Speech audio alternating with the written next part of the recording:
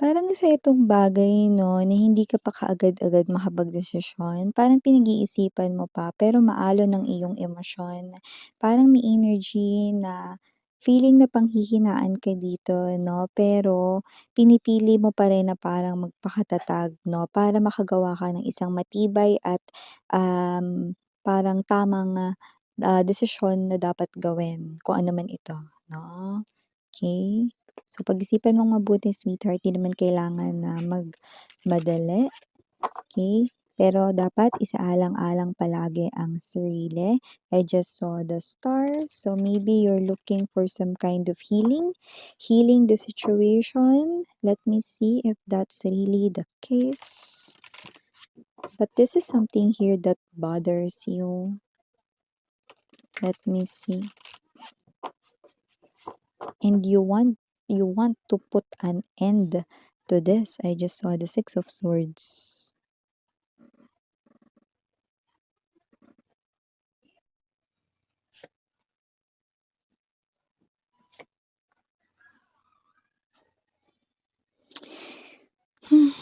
No wonder this person here ay merong two faces. Meron siyang dual personality, and this person here ang dami-dami niya ditong tinatagong hindi maganda. Yan, Three of Cups. Masyado siyang friendly. Yung pagiging friendly niya medyo masyado rin siyang touchy, yan 'no. I just heard matulis, yan 'no, matulis 'tong kadil niyo 'no. Ten of Wands in reverse, I don't like it. This person loves to party. Hindi yung literal na umattend ng mga birthday yan, ng mga children's party or gano'n 'no, kundi this person here loves going to inuman, loves going to gimmicks 'no, or loves being with the barkadas, tropa, Davao. Told ya guys. Kinonfirm lang lalo, center of the reading, Devil. Three of Swords. This is definitely a heartbreak.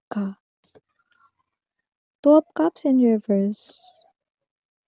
Nine of Cups. Okay. You just can't get enough. Why? Okay. Two of Wands para sa ating bottom of the deck. The Moon. And the Ten of Swords. Ay naku, kung sino man itong person na 'to mga babes 'no, mapapahama ka lang sa taong ito, 'yan 'no. Kung sino man itong person na 'to mukhang nakakausap mo na ito ngayon 'no. This person here ay marami siya ritong red flags at hindi maitatatawa na mixed energies na nakukuha ko rito. Yung iba talagang ex-lover niyo ito, yung iba naman ito ay bagong person. Talagang kitang-kita ang pagka-red flag nito sa kanyang mga words na sinasabi at lalong-lalo na sa kanyang mga galawan at actions 'no. May dual personality ang taong ito 'no. Masyado siyang friendly kunwari 'no, kayo na nito 'no, kunwari kayo na 'no. Sasabihin mo rito 'no na, "Ano 'yun, bakit parang iba yung pagkakahawak mo doon sa kakakilala mo pa lang na kaibigan ni ano." Nakipagkamay lang ako, ayan 'no. Pero yung kamay halos pisil-pisilin niya na. Si boy ano 'to, boy deny 'to, no or si girl deny, 'yan 'no. Masyado siyang friendly 'no, yung pagiging friendly niya 'no, masyado siyang touchy, kahit bagong kakilala pa lang masyado siyang flirt. 'Yan ang nakikita ko rito 'no. Yung iba, ito ay karelasyon niyo na, iba naman nakarelasyon niyo na, ex niyo at yung iba bagong person ito pero siya ay maraming red flags 'no. Ay nako mga babes 'no. Devil ang nasa gitna ng reading na ito, pinapayuhan ni universe 'no na i-cut off mo na itong person na 'to 'no, sa iyong life dahil hindi siya makabubuti for you, mapapahama ka lang dito 'no. At yung iba nakakaloka, new person ito na puwedeng meron ng pananagutan sa iba. Pero bukod sa pagsisinungaling, Seven of Swords energy, maaari pa rito 'no na Meron pang mga bagay 'no, na hindi mo akalain na mapupunta ka sa isang klase 'no, ng bait or parang hole 'no, or bangin na parang hindi mo akalain 'no. Like let's say, bigyan ko kayo ng example, kung may asawa yun, 'di ba, eh, di lumalabas na isa kang kabit or mistress 'no, for example 'no, at puwede ka diyaan na masampahan ng kaso, right? So, ikaw na walang alam 'no, dahil, isa ka lang ring biktima, pero dahil nga hindi mo yun nalalaman, dahil itong kadil mo ay isang trickster, I'm seeing the magician vibe right in here, the Seven of Swords. By the way, if you're hearing some kind of noise in my background, I do apologize for that, okay? And mag-pay attention na lamang tayo dito sa ating pinag-uusapan, okay?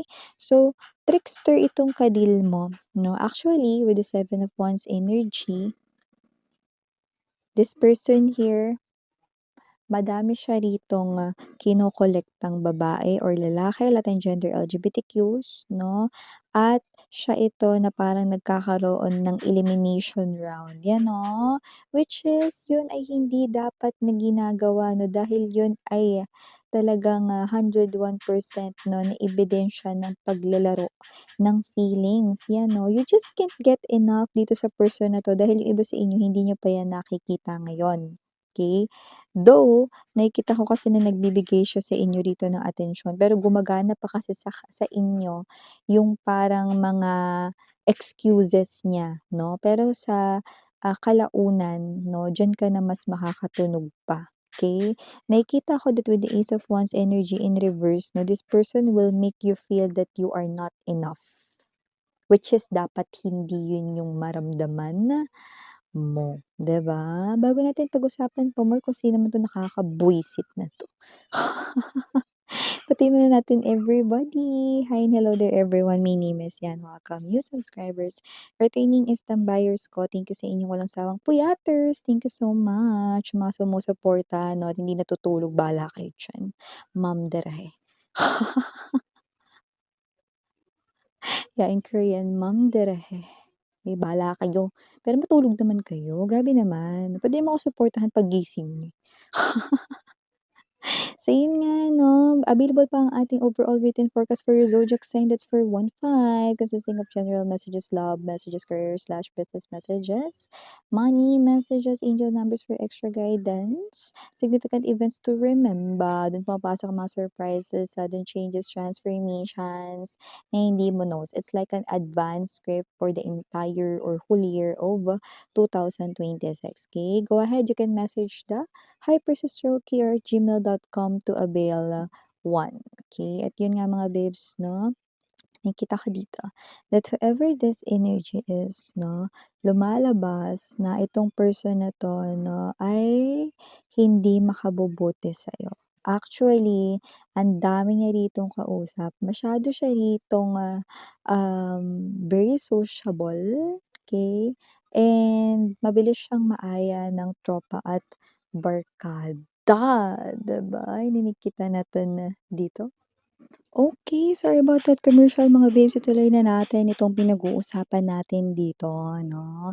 So, yung iba malinaw na ito ay karelasyon mo at alam mo na rin na ganito yung ginagawa niya, pero lagi siyang nakakalusot kahit na may mga bagay rito na hindi ka nagugustuhan. Masyado siya ritong close sa mga nasa paligid niya at nakakaloka 'no, na ang bilis rin talaga niya rito 'no, na kahit na isang beses niya palang nakilala ang isang tao 'no. So, parang pumipintig-pintig ang nerves mo kapag nakikita mo 'no, na ganyan ang kanyang mga nagiging galawan 'no.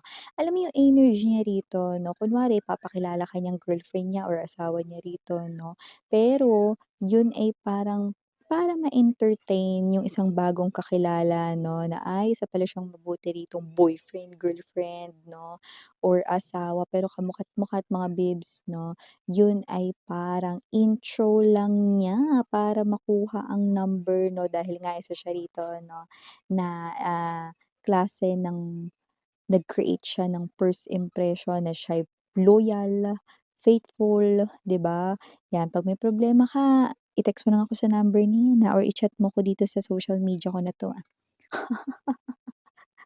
Para-paraan, 'yan 'no, pumaparaan siya para makuha yon at ang peg nitong person na 'to 'no ay, ang alam mo ewan ko kung alam mo 'to, pero ang kanya ritong ginagawang strategy kaya marami ring nafo-fall sa kanya ay dahil sa gumagawa siya ng kuwento, mga problema na parang siya yung aping-api sa tuwing mag-aaway kayo. Pero dito nga kahit hindi kayo nag-aaway gumagawa siya ng gano'ng senaryo or drama 'no at yun ang ikinikwento niya rito sa mga babae or mga lalaking nakikilala niya na type niya, yan 'no. 'Pag naawa na 'to si Ateng or 'pag naawa na 'to 'no, si Boylet na peg niya 'no, dun na papasok yun 'no, yung parang sisimulan niya na parang kunin yung loob papapulto, 'no. Parang, "Yeah, I just heard love is scam." So, kung sino man 'tong energy na 'to mag-ingat kayo na baka ma-scam kayo pagdating sa love. Nakikita ko dito this person here is unhealthy sa life mo. Actually, nagko-cause na siya rito ng iba't iba or samut-saring problema sa'yo, okey? Yung iba naman kung ito ay, bagong person, gano'n din, pakiramdaman niyo siyang mabuti, okey? Huwag kayong mabulagan sa kanya mga mahal 'no.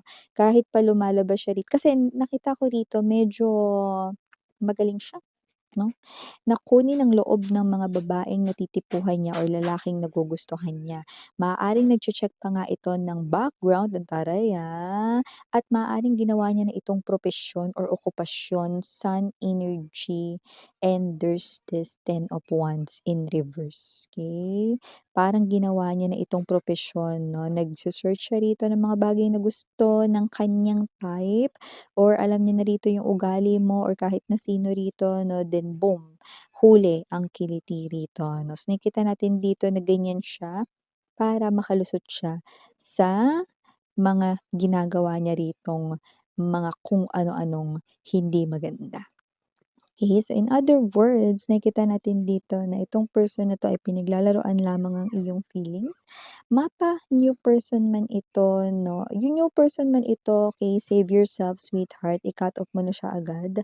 At kung ito naman ay ex mo na masyado na ritong pabigat at konsumisyon na talaga sa'yo, i-cut off mo na rin 'yan dahil hindi na siya nakabubuti sa iyong energy at sa life mo dito 'no. Hindi siya ang man or woman of your dreams 'no, dine-drain lamang ng person na 'to ang iyong positive energy para mas mag-doubt ka pa sa iyong sarili 'no, para tanungin mo yung sarili mo, "Bakit? Pangit ba ako? Kapalit-palit ba ako? Then why?" Liza Liza S lang 'no, kumbaga kung sana Liza, Lisa ng Blackpink. 'Di ba yun 'no, "Kapalit-palit ba ako? Pangit ba ako?" Then why, 'di ba? So, gusto niya maging ganyan ka 'no, sa sarili mo kasi itong person na 'to ay, parang may energy siya na lagi siyang nambabaliktad.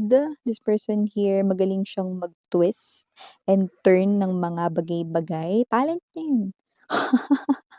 Kaya nga I mentioned na parang occupation or, profession niya na ito 'no, maganito. Player type of energy siya, okay. Kaya if this is a new person, save yourself from getting hurt more. Okay na yung parang energy 'no, na ngayon nag-uumpisa pa lang kayo kung new person 'yan 'no, at ganyan na siya, then cut it off agad.